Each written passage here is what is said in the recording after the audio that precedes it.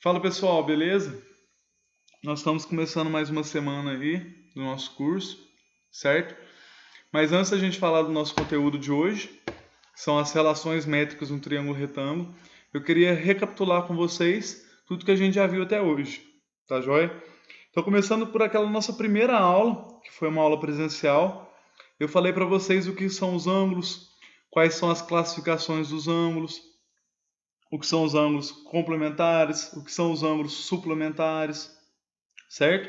Só que essa aula não possui no formato videoaula, tá? Então o que eu estou pensando? Em fazer uma aula extra para vocês, tá? Não vai ser essa semana, provavelmente semana que vem, abordando esse assunto novamente, porque aí vai ficar um curso bem mais completo no YouTube. Sempre que vocês tiverem uma dúvida, na hora de resolver algum exercício, na hora de estudar, tem um vídeo lá para auxiliar vocês também, tá joia? Lembrando que é sempre importante vocês manterem o vídeo em dia, tá? Que é acho que é a melhor maneira de você estudar e manter essa rotina de estudos, tá joia? E, como eu já falei, nós vamos falar sobre as relações métricas no triângulo retângulo. Mas antes disso, o que é o triângulo retângulo? Se a gente lembrar daquela aula que a gente teve sobre os triângulos, na parte de classificação, nós tínhamos dois tipos de classificação, quanto ao lado e quanto ao ângulo, certo? Quanto ao lado, a gente tinha o triângulo equilátero, que todos os lados são iguais, o triângulo isósceles, que só dois lados são iguais, e o triângulo escaleno, que nenhum lado é igual. E quanto ao ângulo, a gente tinha o acutângulo, em que todos os ângulos internos eram agudos, ou seja, menor que 90 graus. Aí a gente tinha o triângulo retângulo, que é esse que a gente vai falar hoje, tá? Que é que possui um ângulo reto, e tinha o obtusângulo, que possuía um ângulo obtuso. Tá joia? Então aí está o nosso triângulo retângulo, que está o nosso ângulo de 90 graus, nosso ângulo reto. E nós vamos falar sobre os elementos do triângulo retângulo primeiro, tá? Em primeiro lugar, o triângulo retângulo ele possui hipotenusa. Quem que é a hipotenusa? É o lado oposto ao ângulo reto, certo? Ou seja, é o lado que o ângulo reto vê, que aqui no caso eu chamei de A, tá joia? Além disso, ele possui os catetos, que são os outros dois lados. Nesse caso eu chamei de B e C, certo? E se a gente lembrar, todo triângulo tem altura. O que é altura? A altura é uma reta que sai do vértice, intercepta o lado oposto, fazendo 90 graus, certo? Então, por exemplo, quem que é a altura do lado C? É o próprio lado B, porque ele sai do vértice C e ele atravessa aqui o nosso lado, fazendo um ângulo de 90 graus. Então, o B é a altura relativa ao lado C, certo? E aí, por exemplo, se a gente olhar para o lado B, quem que é a altura em relação ao lado B? Vai ser o próprio C, porque ele sai do vértice e atinge o lado oposto fazendo 90 graus, tá? Essa é a própria definição de altura, é sair do vértice, chegando no lado oposto fazendo 90 graus. E aí, no caso da hipotenusa, a gente tem uma altura que vai traçar aqui no meio, formando outros dois triângulos retângulos, tá joia? Porque aqui a gente sabe que são ângulos de 90 graus, mas a gente vai chegar lá. E se a gente lembrar um pouco sobre o ortocentro, quando a gente viu sobre o triângulo retângulo, a gente viu que o ortocentro do triângulo retângulo ele estava posicionado bem aqui, né, que era num dos vértices. E o ortocentro é a altura das três alturas, tá joia? E aí, no caso, como a gente dividiu aqui em dois triângulos retângulos, eu vou chamar esse lado de M e esse lado de N, certo? O que é o M? O M ele é a projeção do lado C na hipotenusa. Como assim? Imagina que tivesse um sol aqui, certo? Por exemplo, tivesse meio-dia e tivesse um sol bem em cima. A sombra que esse lado C iria fazer é esse próprio M, certo? Porque o sol, por exemplo, está vindo de cima e a projeção vai ser essa, tá? E no caso do lado B, o N é a projeção do lado B. É a mesma coisa. A gente imagina que tem um sol aqui, por exemplo, e a sombra que esse lado vai fazer é o próprio N, tá joia? Mas isso aí não é tão relevante não. Mas aí a gente tem aí os elementos, tá? O A é hipotenusa, B e C cateto, a altura relativa à hipotenusa, que a gente chamou de H, M, projeção do cateto C sobre a hipotenusa, e N, projeção do cateto B sobre a hipotenusa, tá? E aqui a gente consegue achar uma relação interessante, que A é igual a N mais M, certo? Que é nada mais que, se a gente somar esse lado, somar com esse lado, a gente vai achar o valor de A, tá? Até aqui não tem nada, assim, demais. Agora vamos ver um pouco sobre os ângulos dos triângulos retângulos. Porque no final a gente vai ter 3 triângulos retângulos, depois que a gente traçar a nossa altura, tá? Então vamos lá. A gente tem o triângulo retângulo e a gente tem os outros 2 ângulos, que eu vou chamar de alfa e beta. E aí, se a gente lembrar daquela aula de triângulos que a gente teve, a gente sabe que a soma dos ângulos internos de um triângulo é 180 graus, certo?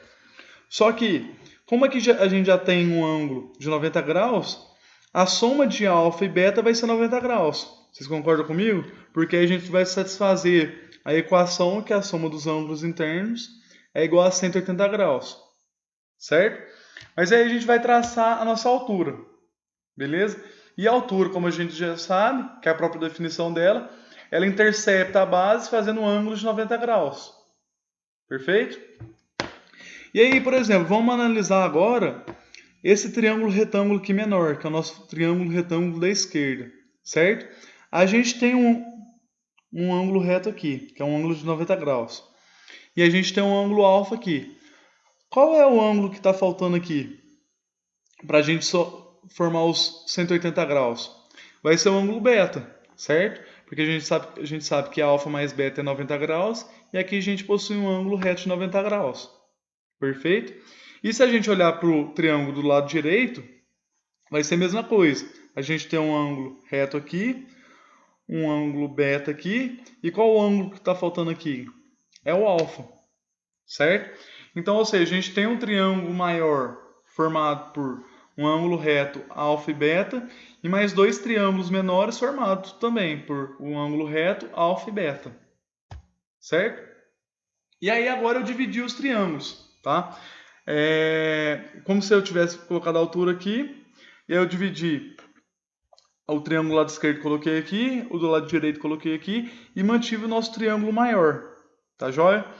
E aí agora a gente observando, eu vou colocar os ângulos deles aí, tá? O que a gente percebe? É que os ângulos internos desse triângulo são iguais, tá joia? E se a gente lembrar na nossa aula anterior, que era a semelhança de triângulos, para a gente ter semelhança, um caso deles era a gente ter ângulo-ângulo, que era ter 2 ângulos iguais no triângulo. Porque se a gente tem 2 ângulos iguais, o terceiro automaticamente vai ser igual. Porque a soma dos 3 tem que dar 180. Tá joia? Então o que a gente vai fazer? A gente vai aplicar semelhança de triângulos nesses triângulos. Tá joia? Só que antes da gente fazer isso, eu vou manipular um pouco esses triângulos para ficar mais fácil a nossa visualização. Tá joia? Aí eu estou colocando os lados dele, certo? Desse triângulo maior a gente tinha um A, o B e o C, que a gente viu no primeiro slide. Aqui a gente manteve o C, certo? Esse pedacinho aqui é o M, que a gente teve daquela relação que A é igual a M mais N. E aqui é a nossa altura, que eu vou chamar de H mesmo, que é aquela que a gente traçou aqui no primeiro slide, certo? E aqui do lado direito, a gente vai ter H também, que é a altura, perfeito? O lado B, que é o próprio lado do nosso triângulo maior, e o N, que a soma de M e N é igual a A, que também é a projeção do B na hipotenusa, tá joia? Então, como esse triângulo aqui ele já está bonitinho, eu vou manipular esses outros 2 aqui para eles ficarem da mesma maneira que esse aqui, para ficar fácil a nossa semelhança. Então, pegando esse primeiro triângulo aqui, o triângulo maior, o que eu vou fazer? Deixa eu pegar a canetinha nossa aqui. Opa. Aí. Caneta, tá? O que eu primeiro vou fazer?